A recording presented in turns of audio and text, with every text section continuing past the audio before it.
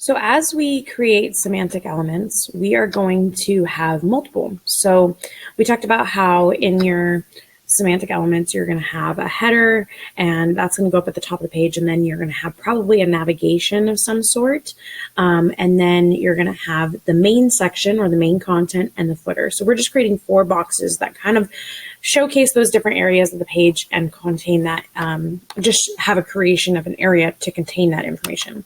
So we have a nav, main, and footer we need to add into here. So I'm going to add those in. And what's important to note is that as you're creating these websites, the websites are read from top to bottom. So the code is read from top to bottom, just like we read from top to bottom. So if you want the header at the top, it needs to be the first thing that gets read in the lines of code.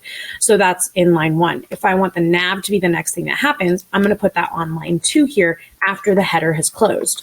So I'm going to open up my nav, and then I'm going to close my nav, practicing my skills of opening and closing my boxes as I create them, so that way, or opening and closing my container tags as I create them, so that way I don't forget where the ending goes. And inside of that box, we're just going to go ahead and put nav here, so we know that the nav exists. And the second you put the word in there, remember, it'll pop up over here on your website because now the box has content.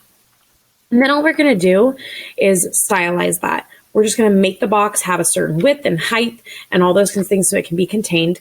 And we're going to get to that in just a moment. But for now, we're just going to have a nav. And then we're going to hit enter, and we're going to create the next section. So what would be the next semantic element that would come after we have the header at the top and then the nav? What would be the next one out of the 4 that we're talking about? Would it be footer or main? In this case, it would be main. So I'm going to put my main content, and then I'm going to close it with main. And I'm going to go ahead and put main content. And that's going to be the section in the after the nav. And then my last one is going to be footer.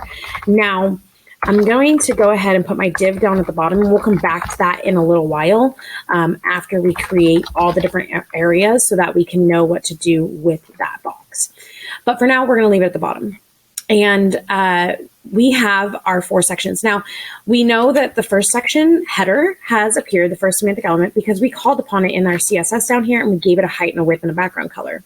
We're going to need to do the same thing for nav, main, and footer. Now, when we're looking, I'm going to go ahead and save this. When we're looking at our web page, and we're seeing it in the full view, you want to know how wide your web page is going to be. Now, a lot of the times web pages are now as wide as the page can go.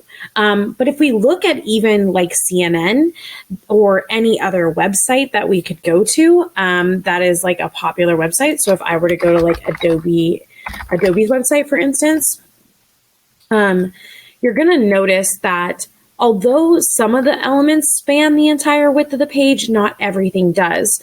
So like this up here has your navigation. This is probably your header and your nav together, or this would be your nav, and then this big section would be your header in the middle. But as you can see, like not everything reaches the edge of the page as we go through here. Some things do, but not everything does. And what I think is also important is as this page gets smaller, so if I make this page smaller, things begin to stack because it is responsive to the width of my page. And notice even the navigation bar has collapsed. And we're going to get to that in the far future on how to make it responsive like that. For now, what we're going to do is we're not going to let it be responsive. We're going to set a specific width. So that way, no matter what, it's always going to be this width. So looking at our website, we've kind of defined a width for our header here, and we're going to go do the same thing for each of these. So that's what we're going to go ahead and start adding in the next video, is how to make these be consistent with that header and all be in line so that we can add in our content.